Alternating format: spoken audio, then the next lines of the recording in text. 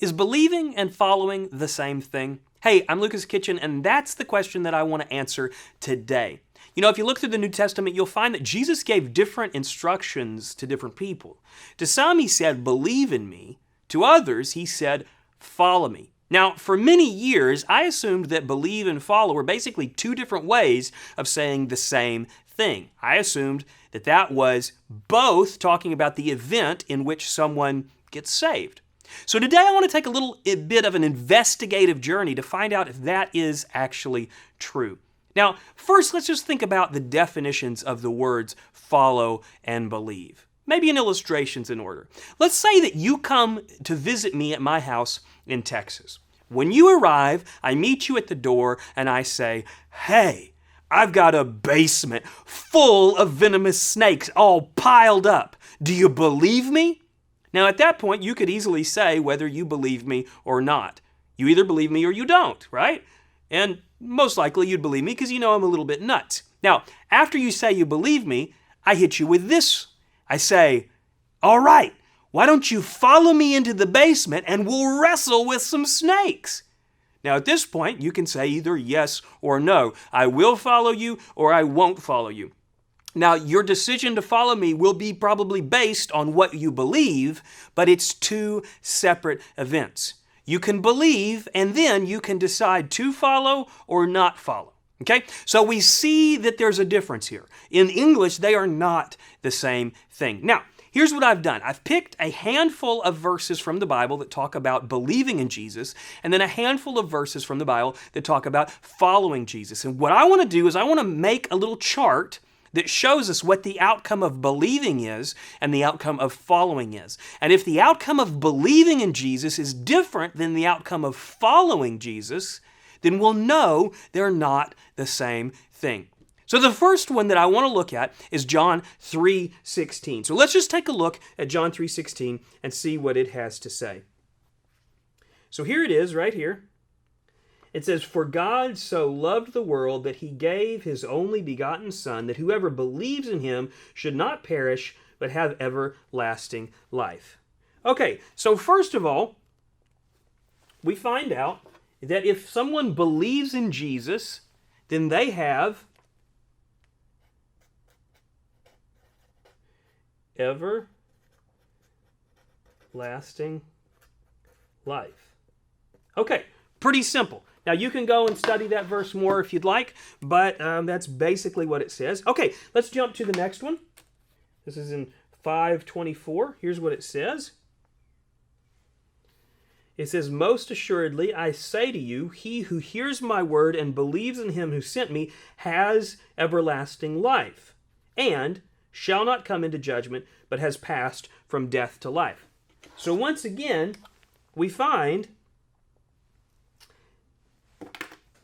that Jesus says the person who believes has everlasting life. Now, it then goes on to explain a few things about that everlasting life. It explains that because they have everlasting life, that person who's believed will not come under judgment. It says that that person, when they believe, they came from death to life. But all those are still talking about everlasting life. They're just describing the event in which the person has everlasting life. And so it says, once again, has everlasting life. Okay, now let's look at John 6:47 very quickly. It says, most assuredly, I say to you, he who believes in me has everlasting life. Okay, so you'll notice that each of these that talks about believe in Jesus, notice up here, believe in me, once again, everlasting life. Now, we could do this all day, right? I mean, the Gospel of John especially is packed with references to believe in Jesus and get everlasting life. So the outcome of believing in Jesus, believe in me, as he puts it, but believing in Jesus is everlasting life, over and over and over. And we could fill this page up with phrases that talk about that. So now, I want to jump to this second column that I've made, follow me, and we're going to look at these verses. Now, there's a bunch of them. We're going to move through them pretty quickly, but let's look at the first, which is going to be Matthew 4:19. So here is what it says in Matthew 4:19. Then he said to them, "Follow me, and I will make you fishers of men." Oh, now that's interesting. So here we find out that there is a bit of a different outcome for following. So one of the things that following Christ does is it makes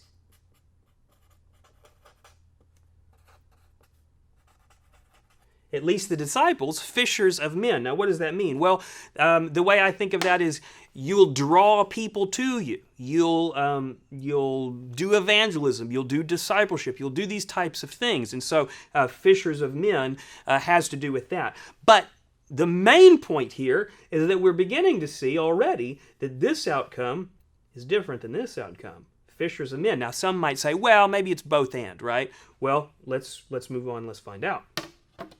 So the next one we're going to look at is just a few pages over. And this one is Matthew 10:38.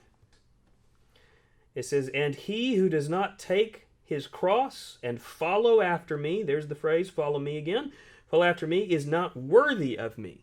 Okay, so what we find here is sort of in the inverse form, that if you don't follow, you're not worthy, but that means then if you do follow, you'll be worthy. So worthiness. Well, okay, so we're starting to see a bit of a problem here. Worthiness, the outcome of following, everlasting life, the outcome of believing. We know that we don't get our salvation by being worthy of it. We don't get our salvation by good works, by being good enough. So worthy seems to imply that we may not even be talking about salvation at all in this column. But let's continue to look and see what we can find. Let's go to our next one. So here's what we find at the bottom of the page here. Then Jesus said to his disciples, now that's important to know that he's talking to his disciples. Then Jesus said to his disciples, "If anyone desires to come after me, let him deny himself, take up his cross, and follow me. For whoever desires to save his life will lose it, but whoever loses his life for my sake will find it." Okay, so now this one feels somewhat similar. It says that those who follow will find life. Now, you could easily kind of connect that to this, but I'm going to submit to you that he's talking about physical life. He's talking about the results of following Jesus is a more full life. You'll think about the verse that says, "I came to give them life, but I also came to give them life more abundantly." So that seems to be the type and the sense in which he's talking about here. Okay, let's look at the next one. "Assuredly, I say to you that in the regeneration, when the Son of Man sits on his throne of his glory, you who have followed me will also sit on 12 thrones, judging the 12 tribes of Israel." Okay, so this one is really interesting here. He says basically to the disciples that you will reign with me. Okay, so once again, we see that this is different than this over here. So reign with me. So the 12 apostles apparently are going to have 12 thrones, and they're going to have these positions of power over Israel. Now, that is an honor given to just the disciples. However, in 2 Timothy 12, Paul tells us that those who endure, those who are faithful basically, will also be able to reign with Christ, okay? So reigning with Christ is an outcome of following Jesus, okay? So once again, we see a difference here between this column and this column. Let's look at Luke. Let's jump over to Luke 18:22. Here's what it says there. "So when Jesus heard these things, he said to him, 'You still lack one thing. Sell all that you have and distribute to the poor, and you will have treasure in heaven, and come follow me.'" Now here the order is a little different. He talks about following after does all these other things. But one way to think of this is he's describing what a life of following me looks like. Okay? So he's saying, this is what it means to follow me. You'll do things like selling your possessions and giving to the poor and these types of actions, okay? So they're all tied up together. So when he's talking about following, he talks about a specific reward here. What is it? He says, you will have treasure in heaven.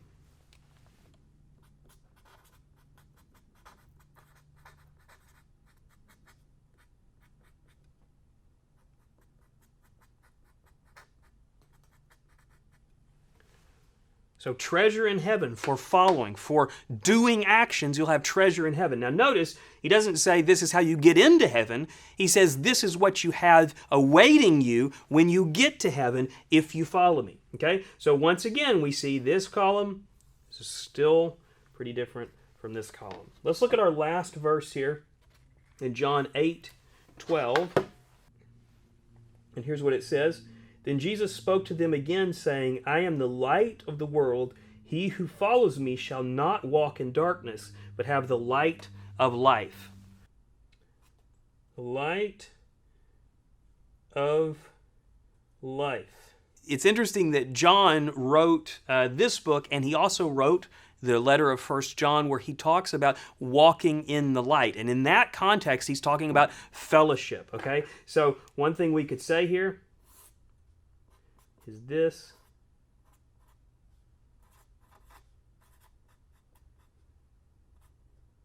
Oops.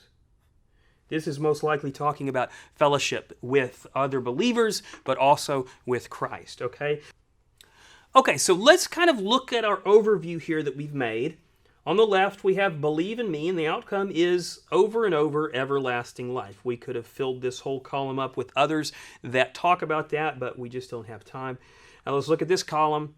Follow me. When Jesus says follow me, he offers these as the rewards of following, that a person could be fishers of men, that the person could be worthy, the person could find life, the person will reign with Christ, the person will have treasure in heaven, the person will have the light of life, or likely that means fellowship. And so we see here that the outcomes for following Jesus are different than the outcomes for believing in Jesus. So what gives? Well, obviously it means that believing in Jesus and following Jesus are two separate things.